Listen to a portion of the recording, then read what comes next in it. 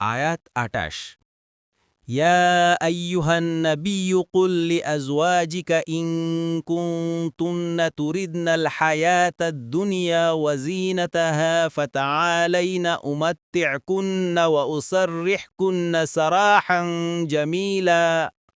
অনুবাদ: হে নবী, আপনি আপনার স্ত্রীদেরকে বলুন, তোমরা যদি দুনিয়ার জীবন ও এর চাকচিক্য কামনা করো, তবে আসো, আমি তোমাদের ভোগ সামগ্রীর ব্যবস্থা করে দেই এবং সৌজন্যের সাথে তোমাদেরকে বিদায় দেই।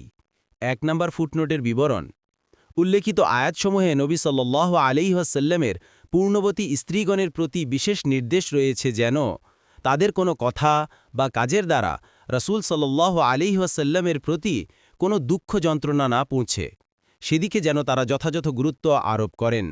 ফাতহুল কাদির আয়াতে রাসূলের স্ত্রীদেরকে তালাক গ্রহণের যে অধিকার প্রদানের কথা বর্ণনা করা হয়েছে, এই সম্পর্কিত পুণ্যবতী স্ত্রীগণ কর্তৃক সংগঠিত এক বা একাধিক ঘটনা এমন রয়েছে যা রাসূল সাল্লাল্লাহু আলাইহি ওয়াসাল্লামের মর্জির পরিপন্থী ছিল, যা দ্বারা রাসূল সাল্লাল্লাহু আলাইহি ওয়াসাল্লাম অনিচ্ছাকৃতভাবেই দুঃখ পান।